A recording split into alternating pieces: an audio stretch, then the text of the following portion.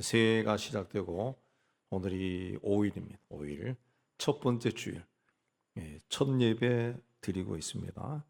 자, 1월을 영어로 제뉴어리 그렇게 이야기하는데, 로마 시대의 집이나 도시의 문을 지키는 수호신이 야누스입니다. 야누스. 이 야누스에서 나온 라틴어 야누아리우스에서 이 제뉴어리라는 단어가 유래했다고 합니다. 문이라고 하는 것은 열고 닫고 들어오고 나가고, 그런 기능을 가지고 있죠. 그래서 세상에 있는 모든 문들이 거의 대부분이 앞과 뒤가 똑같습니다. 마찬가지로 야누스도 앞뒤로 똑같은 두 개의 얼굴을 가지고 앞과 뒤를 보고 시작과 마지막도 보고 과거와 미래를 함께 보는 것으로 이제 상징합니다. 그래서 지난 해를 돌아보고 이제 새해를 또 시작하자, 그런 뜻에서 1월을 야누스에서 나온 제뉴어리 그렇게 정했다고 합니다. 자, 1월이라는 단어의 의미대로 지난 해를 돌아보고 반성하고 새해는 모든 것을 새롭게 해서 좋은 열매를 풍성히 맺는 새해가 되기를 주의 이름으로 축복합니다. 자, 오늘 우리가 요한복음 1장을 받았는데, 자, 1절부터 다 읽으면 조금 긴 것 같아서 9절부터 읽었습니다. 오늘 말씀 읽은 19절, 18절까지가 요한복음 서론이라 할 수 있는데, 요한복음은 태초에 말씀이 계시니라 이렇게 시작합니다. 요한이 이 복음서를 쓴 목적에 대해서 요한복음 20장 31절에서 너희로 예수께서 하나님의 아들 그리스도이심을 믿게 하려 함이다 그랬습니다.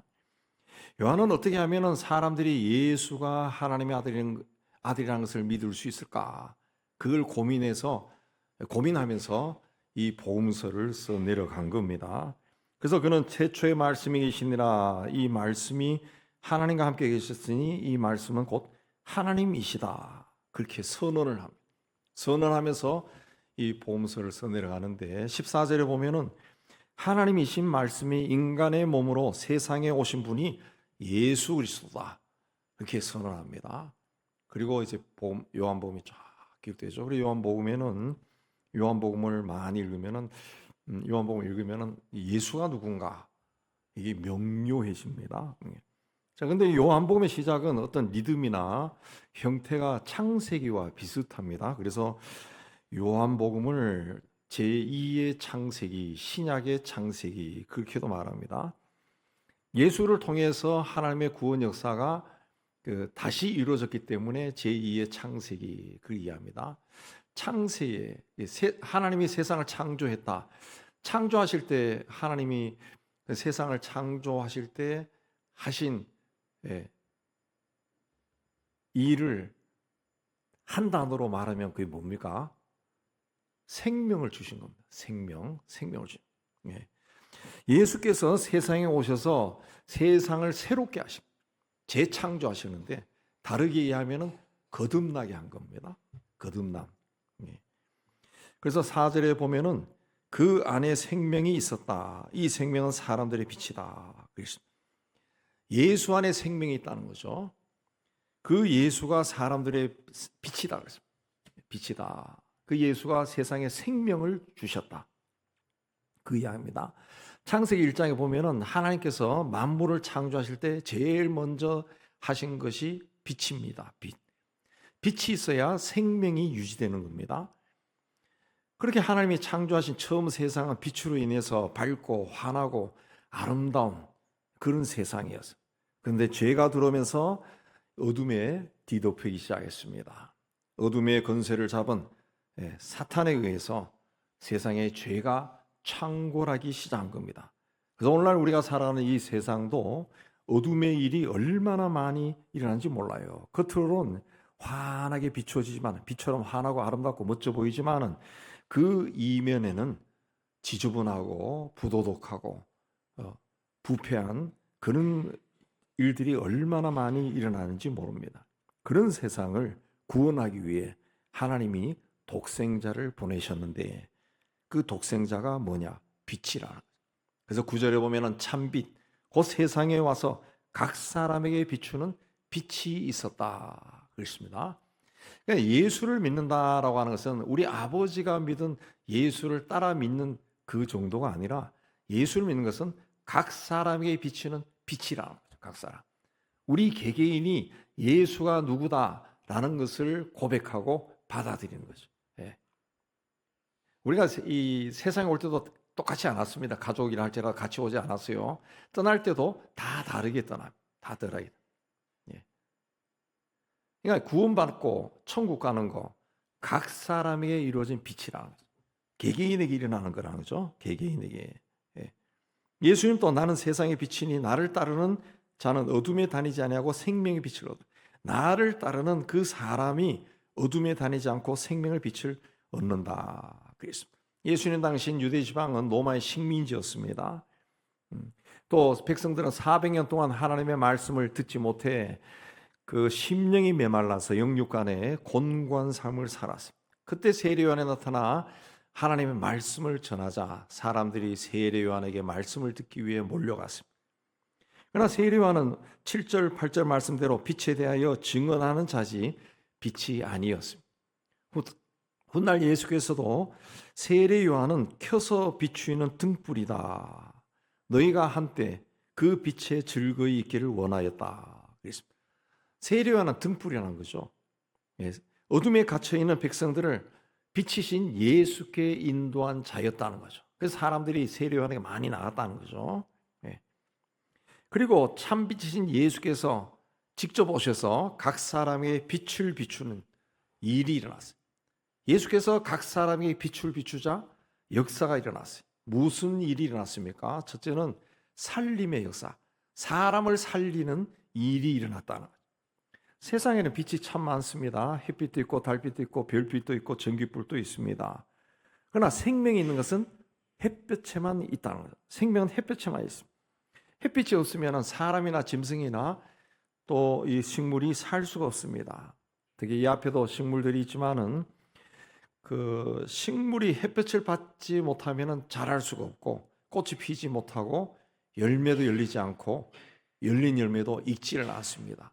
그래서 우리가 이 지하실에 지하기 때문에 요 꽃을 해놨지만은 이 시간 가면 시들어 버립니다. 햇볕을 보지 못하니까. 그래서 가끔씩 이 주중에 바깥으로 옮겨가고 그렇게 합니다. 자, 햇빛이 없이는 생명이 존재할 수 없습니다. 식물이 햇볕을 받아야 살 수 있는 것처럼 우리에게 생명을 주신 빛은 예수 그리스도입니다. 인간이 인간다운 삶을 살기 위해서는 반드시 빛이신 예수를 만나야 됩니다. 예수가 없는 사람은 영혼의 어둠 속에 살아갑니다. 진리를 알지 못하고 인생의 의미와 목적을 알지 못합니다. 그래서 혼돈과 무질서에 빠져 살고 절망의 구렁텅이에서 헤어나오지 못하고 죄에 빠져 살고 세상 정욕의 포로가 되어 삽니다. 저는 개인적으로 그 중국을 보면은 중국이 참 세계 곳곳에 뉴스에 나오는 것 외에도 이면으로 아시는 분은 아시겠지만은 이면에 생각하는 것들을 보면은 세계 곳곳에서 정말 악한 짓을 많이 합니다. 인간이 상상할 수 있는 악한 일을 다 하는 것 같아요. 중국이라는 나라가. 왜 그런 일을 하냐? 그들에게는 예수가 없죠. 예수가 없어요. 공산당입니다. 러시아도 마찬가지고. 러시아는 러시아 정교회라고는 국교를 가지고 있지만은 그 이면이 벌써 100여 년 동안 공산당이 지배했어요. 무신론을 지배했어요. 그래서 그들의 사고방식 자체가 하나님이 없는 행동을 합니다. 하나님 없는 행동을. 중국도 마찬가지. 중국에도 기독교인들이 뭐 한 1억 정도가 있습니다. 그러나 그들은 당원이나 핵심 세력에 들어갈 수가 없어요. 공산당들이 다 하는. 그러니까 하나님이 없다는 거죠. 그들에게. 그러니까 사람이 생각할 수 있는 일들을 다 하는 거예요. 다 하는 거예요. 그러나 그렇게 살던 사람도 예수를 만나면은 그 어둠의 세계에서 해방이 된다. 잘할 수 있어요. 자유를 얻습니다. 어둠은 빛을 이기지 못하기 때문에 그렇습니다. 빛이 없는 세상은 어두운 곳입니다. 아무것도 잘할 수 없고 질서 없고 혼란 그 자체입니다. 그래서 하나님이 빛을 창조하시기 전에 세상을 보면은 창세기 1장 2절에 땅이 혼돈하고 공허하며 흑암이 깊음에 있다 그랬습니다. 예수가 없는 세상이 그렇습니다. 예수가 없는 나라나 민족이나 사람의 삶이 바로 이렇습니다. 그런데 하나님께서 독생자인 예수를 세상에 보내셔서 세상에 빛을 비췄다 그랬습니다. 근데 그분이 누구냐? 10절에 보면은 세상이 그로 말미암아 지은 바 되었다. 그랬습니다. 천지 창조를 하신 하나님이 빛으로 오셔서 세상을 비췄다. 그러자 어둠이 물러가고 새로운 세계가 시작된 겁니다. 새로운 창조가 시작된 겁니다. 햇빛을 받으면 나쁜 병균과 해충들이 죽습니다. 논에 있는 벼도 한참 무르익어갈 때 비가 계속 오거나 햇빛이 나지 않으면 도열병이나 다른 병충해가 생겨서 벼 이삭들이 다 죽어버립니다. 그러나 햇빛이 비추는 곳에는 벌레가 번식할 수 없어요. 빛이신 예수께서 내 심령을 비추면은 내 안에 있는 어둠의 세력이 물러갑니다. 성경에도 나오고 우리가 살아가면서 아마 여러분 경험했겠지만 귀신 들린 사람이 예수를 만나면 귀신이 쫓겨가요. 저는 그런 것들을 많이 본 적이 있는데 정말 귀신 들린 사람이 예수의 이름으로 명했을 때 귀신이 쫓겨난. 어둠의 세력은 빛을 이길 수 없다는 거죠. 그래서 내 영혼을 망치고 내 삶을 갉아먹던 그 벌레와 같은 악한 것들이 예수의 이름에 다 굴복하고 쫓겨나는 거죠. 그런데 우리는 이미 예수를 영접한 사람, 우리 안에는 예수님이 주신 생명의 빛이 있습니다. 그래서 우리 예수 믿는 사람들은 그래도 세상 사람들과 비교해 봤을 때 좀 이 양심이 그래도 발달이 되어 있습니다. 어둠의 세력이, 죄악의 세력이, 부정한 세력이 우리 안에서 자랄 수 없는 거예요. 자랄 수. 성령께서 터치를 하는 거예요. 빛으로 오신 주님이 우리를 그렇게 하지 못하게 하는 거죠. 빛이 어두운 곳을 비치면 어둠 속에 숨어있는 것이 다 드러납니다.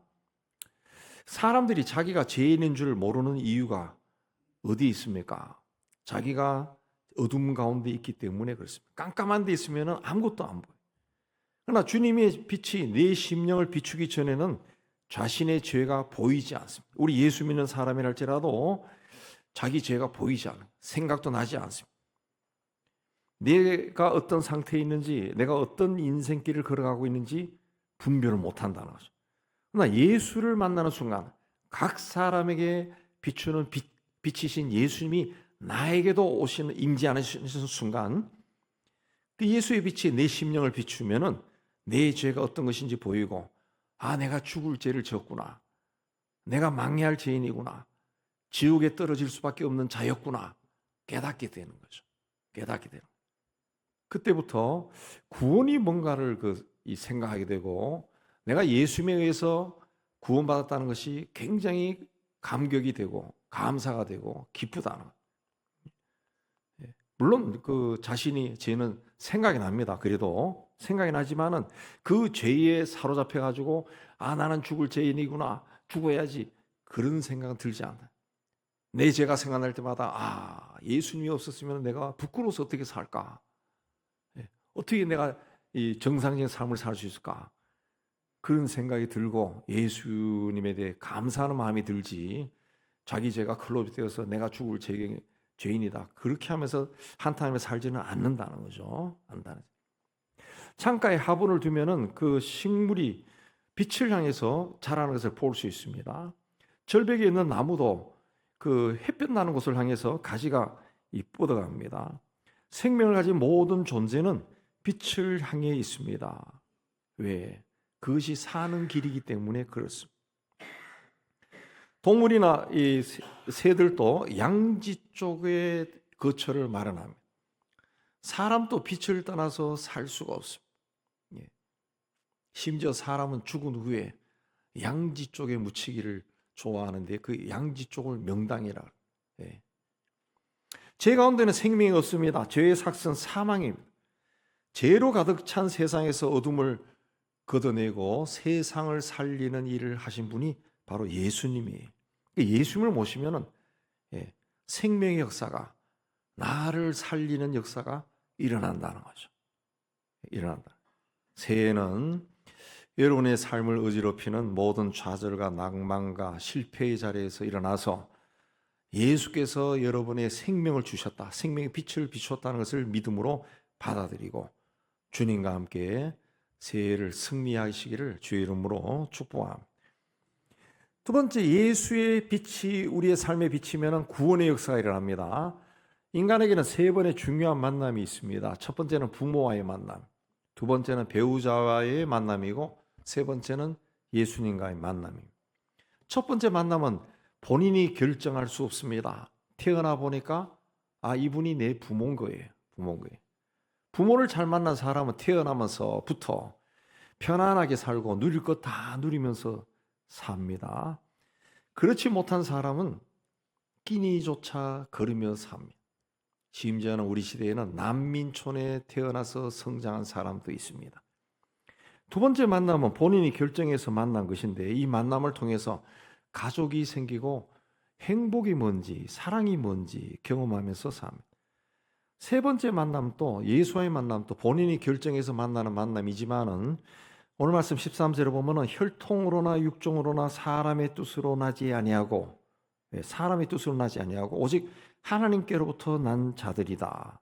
그러니까 예수와의 만남에는 하나님의 인도하심이 있다는 거죠.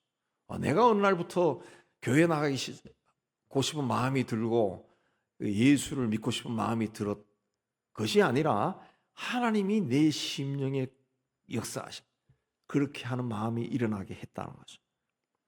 요한복음은 예수께서 하나님의 아들로 우리에게 오셨다 그랬습니다.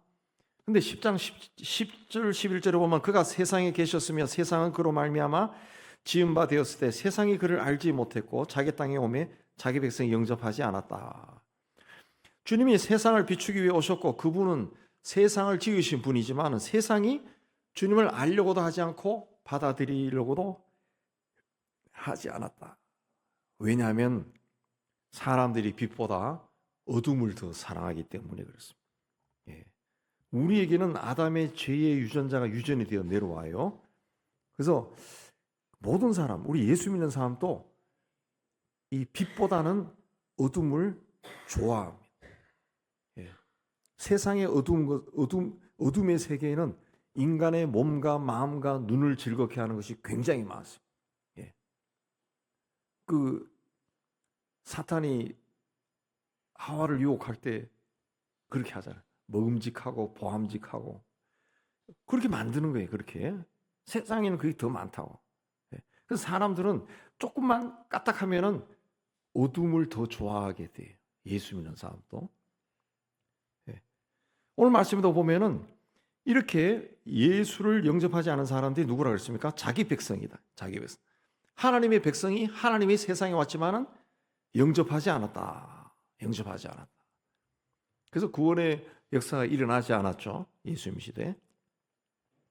28살 난 젊은 사람이 이제 사형을 당하게 되었습니다.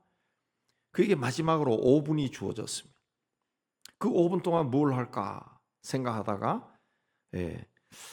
오늘까지 살게 해주신 하나님께 감사하고 내가 아는 사람들, 그 사람들을 위해서 기도하는데 2분 쓰기로 하고, 그 다음에 2분은 자기와 같이 사형당하는 사람들인데 마지막으로 작별하는 그 인사에 2분 쓰고, 나머지 1분은 자기 눈에 보이는 이 아름다운 세상, 자연과 자기가 지금 서 있는 이 땅에 대해서 감사하기도 하는 것으로 하기로 했습니다.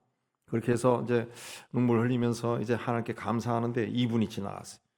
이제 3분밖에 남지 않았구나. 그렇게 해서 다시 한번 인생을 살 수 있다면 하고 후회의 눈물이 막 뚝뚝 떨어졌습니다. 그때 기적적으로 황제의 사면으로 사형이 집행이 중지되었습니다. 구사일생으로 그는 구원받은 겁니다. 구사일생으로. 그래서 그는 평생 살면서 자기에게 주어진 마지막 5분, 그걸 생각하면서 순간순간을 마지막으로 주어진 5분으로 생각하고 살았다고 합니다. 그 사람이 누구냐 하면 토스토예프스키인데, 그는 자기가 이 죽을 수밖에 없는 자기가 마지막에 기적적으로 구원받은 경험을 바탕으로 해서 죄와 벌과 같은 그 명작들을 세상에 남겼습니다. 그래서 그의 작품에는 주님과의 만남에 구원의 감격이 깔려 있다. 사람은 하나님의 형상으로 창조되어 에덴 동산에서 하나님과 동행하고 거룩하고 행복하고 기쁨이 충만한 삶을 살았습니다. 그러나 하나님께서 그 마신 선악을 알게 하는 나무 열매를 맺고 동산에서 쫓겨났어요. 그리고 선악과를 먹으면 반드시 죽으리라는 하나님의 경고대로 죄와 사망의 지배를 받으며 살게 되었습니다. 여기에 대해 로마서는 한 사람으로 말미암아 죄가 세상에 들어오고 죄로 말미암아 사망이 들어왔나니 이와 같이 모든 사람이 죄를 지었으므로 사망이 모든 사람이 이르렀다. 한 사람 때문에 죄가 세상에 들어오고 죄로 인해 가지고 죽음까지 들어왔다는 거예요. 그러나 하나님은 하나님의 형상을 따라 지음받은 사람들이 영원한 형벌 아래 사는 것을 두고 보지 않았습니다. 그래서 독생자를 세상에 보내셔서 참빛이신 예수로 인해서 사람들을 어둠에서 벗어나는 길을 줬어요. 근데 누구나 다 이 빛 가운데 사는 것이 아닙니다. 오늘 말씀 12절에 보면 영접하는 자, 곧 그 이름을 믿는 자들에게만 빛 안에서 살아가는 은총을 주셨어요. 그래서 로마서 1장 16절에는 복음은 모든 믿는 자에게 구원을 주시는 하나님의 능력이다. 그리고 17절에는 오직 의인은 믿음으로 말미암아 살리라 그랬습니다. 예수가 그리스도라고 믿는 사람만이 하나님의 자녀가 되고 하나님의 능력 안에 거하고 구원받는다 그랬습니다. 예수님은 내가 온 것은 양으로 생명을 얻게 하고 더 풍성히 얻게 하려 함이다 그랬습니다. 그러므로 우리는 생명이 되신 예수를 만나야 우리 인생 자체가 풍성해질 수가 있습니다. 천하보다 귀한 목숨보다 더 소중한 영원한 생명이 그분에게 있고 그분이 주시기 때문에 그렇습니다. 그런데 돌아보면 우리 예수 믿는 사람도 비관적인 생각이 들 때가 있고 절망적인 상황에 빠질 때가 있어요. 낙심할 때가 있고 자포자기하고 죽고 싶은 생각이 들고 우울증에 걸리고 굉장히 괴로워할 때도 있습니다. 그러면 어떻게 살아야 되느냐? 예수 이름을 불러야 됩니다. 부르면서 주님, 내가 이런 상황 속에 있습니다. 나를 구원해 주세요. 예수님을 불러야 돼. 불러야 돼. 근데 어떨 때 보면은 뭐 예수님, 주님과 동행하는 삶이라고 하는 것은 이제 쉽게 하면은 많은 사람들이 나와서 예배하고 기도하는 예배당에 나와서 찬송하고 기도하고 예배하는 그 행위고 성경을 읽고 또 본인이 또 기도하고 혼자서라도 기도하고 그런 생활을 하는 것을 이해합니다. 그러나 이 절망적인 상황에 빠지면은 그 성경 읽기도 싫고 예배당 가서 예배하는 거 기도하는 것도 다 싫어요. 찬송해도 찬송도 안 나옵니다. 그냥 막 불쾌한 마음만 꽉 찬다는 거죠. 그럴 때는 어떻게 해야 되느냐? 주님을 불러야죠. 주님, 내 마음에 불쾌한 마음으로 꽉 차 있습니다. 주님은 나를 사랑하지 않는 것 같아요. 왜 내 인생은 이렇게 꼬이기만 합니까? 그걸 고백해야죠. 고백해. 그 제가 잘 모르지만은 정신신경계통 치료하는 방법, 제가 과거에 치유에 대해서 공부도 해보니까 그 의사들이 정신계통의 의사들이 하는 거는 뭐 약도 주고 하지만은 가장 중요한 것이 마찬가지입니다. 우리 그 성직자에게도 내적 치유하는 걸 공부를 해요. 가장 중요한 것이 뭐냐? 이야기를 들어주는 거예요. 다 들어주는 거예요. 다 들어주는 거예요. 맞장구 쳐주면 들어주는 거예요.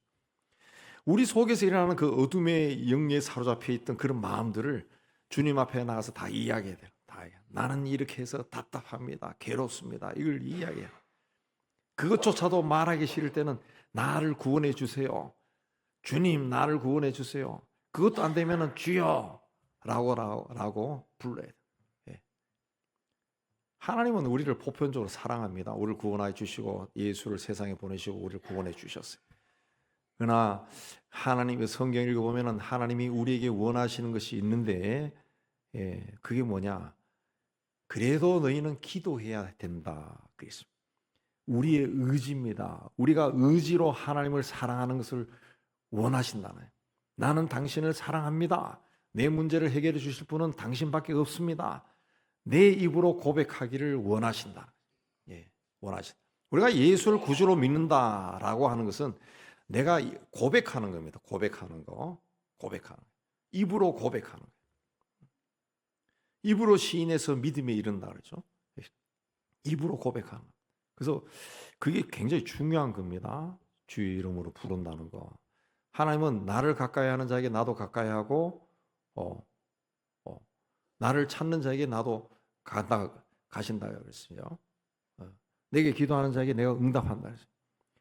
내 목소리로 구하는 기도를 하나님이 기뻐 들으신다 그랬습니다. 그러니까 우리가 하나님 앞에 가야 됩니다. 하나님 앞에 가야죠. 지금 이 문 밖에 나가면 저 복도는 껌껌합니다. 그러니까 문을 열고 들어오면 환하죠. 주님이 있는 곳에 들어와야 내 삶에 빛이 비치는 거예요. 예수는 빛이기 때문에 빛이 비친다는 거죠. 그래야 죄와 죽음의 권세에서 내가 자유함을 얻는 거예요. 해방함이 얻는 거예요. 우울증에서도 벗어나고 비관적인 생각에서도 부정적인 생각에서도 벗어나는 거예요.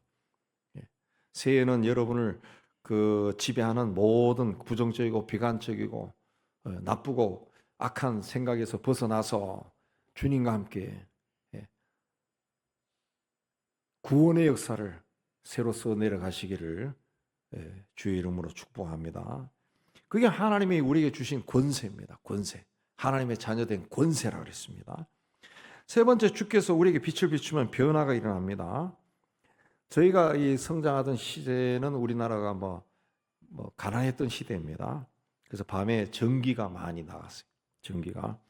그래서 집집마다 등잔이나 초를 준비해 뒀습니다. 요즘은 초를 사는 것도 힘든 것 같은데 생일 케이크 짤 때만 초가 필요하지. 근데 옛날에는 초가 있었어요. 초가 집집마다 재놓고 살았어요. 요즘에는 문자 메시지로 몇 시에서 몇 시까지 전기가 나간다 알려줄 수 있지만 옛날에는 그런 통신수단도 없었습니다. 갑자기 전기가 나가버립니다. 온 세상이 칠흑 같은 어둠 속에 갇혀버립니다. 가로등도 별로 없던 시절입니다. 그래서 이 지방 같은 도시, 서울도 마찬가지지만은 전기가 나가버리면은 집집의 전등도 다 꺼져버리기 때문에 온 세상이 깜깜해진다. 서울 같은 도시는 이제 버스나 자동차가 다니기 때문에 어설프게 보이지만은 지방이나 시골은 그야말로 칠흑 같은 어둠에 갇혀버립니다. 그때 달 맞아 뜨지 않은 날이라 그러면은 갈 수가 없어요. 갈 수. 어둠 속에 갇혀 있으면 누가 누군지 모릅니다. 어디가 어딘지도 모릅니다. 혼란스러워요. 그래서 과거에 어린 시절에 아마 여러분도 그런 경험이 있을 건데 집에 형제들하고 있다가 갑자기 불이 꺼지면 막 장난도 많이 쳤다. 어디 숨어버리고 막 놀래고 막. 그러다가 이제 불이 켜지면은 혼란이 사라지죠. 질서가 잡혀. 우리 가정과 사회와 나라에 빛이 강하게 비추는 역사가 일어나야 됩니다. 그래야 질서가 잡히고 문제가 해결되고 복잡하게 얽힌 것들이 풀리고 어둠의 세력이 물러가고 샬롬이 임합니다. 이사야서에 흑암에 행하던 백성이 큰 빛을 보고 사망의 그늘진 땅에 거하던 자에게 빛이 비친다. 흑암, 어둠 속에 살던 백성들, 사망의 그늘진 땅에 거하던 자들에게 빛이 비친다. 사는 역사가 일어난다는 거죠. 사는 역사가. 예수의 빛이 우리에게 비칠 때 우리의 가정과 나라가 살아나는 그런 귀한 역사가 일어납니다. 빛을 받으면 사물의 모양과 형태가 변하고 색깔이 변하고 고체가 액체가 되고 액체가 고체가 되기도 합니다. 빛이신 예수를 만나면 깡패가 성자가 되고 창기가 성녀가 되고 병든 자가 건강해지고 가난한 자가 부유해지고 제자들이 변하고 관리들이 변하고 심지어 핍박자이던 사울이 바울이 되는 그런 일도 일어났어요. 그러므로 내가 어둠 속에 있다 해서 내 인생이 이렇게 끝난다 그것만 바라보고 좌절할 것이 아니라 빛이 되신 주님을 찾고 주님을 만나고 주의 손을 붙잡고 인생길을 헤쳐나가야 됩니다. 에베소서 5장 9절을 보면 빛의 열매는 뭐든지 착함과 의로움과 진실함에 있다. 착함과 의로움과 진실함의 열매는 어떻게 열립니까? 빛의 열매다 그랬어요. 빛이신 예수로 인해 맺어진다는 거죠. 열매를 보고 감나무고 사과나무고 포도나무구나 압니다. 식물도 꽃을 보고 양귀비구나 장미구나 난초구나 알 수 있어요. 우리가 세상에 나가서 착하게 살고 의롭게 살고 진실하게 살면은 사람들이 우리에게서 나타나는 그 열매를 보고 아, 예수 믿는 사람이구먼요. 어쩐지 사람이 다르더라. 교회 집사님이구만요. 어쩐지 좀 다르더구먼요. 그런 말을 한다는 거죠. 예수는 나는 세상의 빛이니 나를 따르는 자는 어둠에 다니지 아니하고 생명의 빛을 얻으리라 그랬습니다. 예수는 예수를 따르는 사람을 향해서 너희는 세상의 빛이다 그랬습니다. 에베소서 5장에 의하면 우린 전에는 어둠에 속한 사람이었는데 이제는 주 안에서 빛이다 그랬어요. 빛이다. 하나님께서 우리를 세상의 빛으로 삼으셨습니다. 그래서 우리가 세상의 빛을 비춰야 됩니다. 세상의 빛을 비추는 것이 하나님께 영광을 돌리는 거예요. 찬양하면서 예전에 우리 교회는 내가 그거 하지 말라 그랬는데 찬양하면서 과거에 지금도 그럽니다. 찬양하고 막 기분이 업되면은 하나님께 영광에 박수를 해서 박수를 치는데 하나님은 박수 받고 영광을 받지 않습니다. 인간들이 모여가지고 찬양하고 박수 꽉 치면 하나님은 막 하늘에서 하하하 하고 그냥 기분 좋다. 절대 그런 거 없습니다. 하나님께 영광 돌리는 것은 인간이 하나님의 백성들이 빛으로 살아야 돼요. 빛된 삶을 사는 거예요.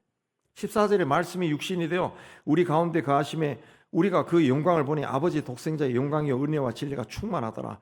주님이 우리와 함께 하시면 말씀이 육신이 되어 우리 가운데 계시면 우리가 그 영광을 본다는 거예요. 주님의 영광이 우리를 통해 나타난다는 거죠. 그게 착함과 의로움과 진실함으로 나타난다는 거죠. 그래서 마태복음 5장 16절에도 이와 같이 너희 빛이 사람 앞에 비치게 하여 그들로 너희 착한 행실을 보고 하늘에 계신 너희 아버지 하나님께 영광을 돌리게 하라 그랬습니다. 예수가 없이는 세상도 만물도 생명도 시작되지 않았습니다. 예수는 세상의 시작이고 우리의 시작. 예수가 없었으면 내가 예수 믿지도 않았고 교회 다니지도 않았고 구원의 감격도 가지고 있지 않습니다. 달과 별이 빛을 발하기 위해서는 태양빛을 받아야 돼요. 마찬가지로 우리가 세상의 빛을 비추기 위해서는 참 빛이신 예수를 우리의 삶에 모셔야 돼요. 요한일서 1장 7절에 보면 그가 빛 가운데 계신 것 같이 우리도 빛 가운데 행하면 우리가 서로 사귐이 있고 그분은 빛 가운데 있다는 거죠. 그래서 우리도 빛 가운데 행하면 우리와 그분 사이에 사귐이 있다. 교제가 일어난다. 교제가 하나가 된다는 거죠. 그 아들 예수의 피가 우리를 모든 죄에서 깨끗하게 하실 것이다. 우리가 더 이상 죄와 어둠의 세력에 사로잡혀 지내지 않는다는 거죠. 예수께서 각 사람에게 빛을 비추니까 살림의 역사가 일어나고 구원의 역사가 일어나고 변화시키는 역사가 일어났습니다. 새해는 그저 현실을 보면서 암울하게 지내지 말고 내가 믿는 분은 빛이시다. 세상을 비추는 분이다. 이 믿음을 고백하고 주님과 동행해서 세상의 어둠을 여러분 삶의 짙게 내려있는 그 어둠을 걷어내며 행복하게 기쁘게 감사하게 즐겁게 사는 존귀한 삶을 사시기를 주의 이름으로 축복합니다. 하나님 아버지, 우리가 사는 세상 그 바라보면은 죄로 가득 차 있습니다. 무슨 일이 일어날지 예측할 수 없을 정도로 죄가 가득 차 있는 세상, 하나님 그 가운데 우리가 빛 대신 주님을 믿고 살아갑니다. 하나님, 우리가 세상을 탓할 것이 아니라 세상은 원래 그런 곳인데 우리가 세상 속에 살 때에 내가 먼저 나의 자리에서 빛을 비추며 살아갈 수 있도록 은혜를 다하여 주옵소서. 그래, 우리를 통해서 하나님의 구원의 역사가 왕성하게 일어나는 새해가 되게 하여 주옵소서. 예수님 이름으로 기도하옵나이다. 아멘.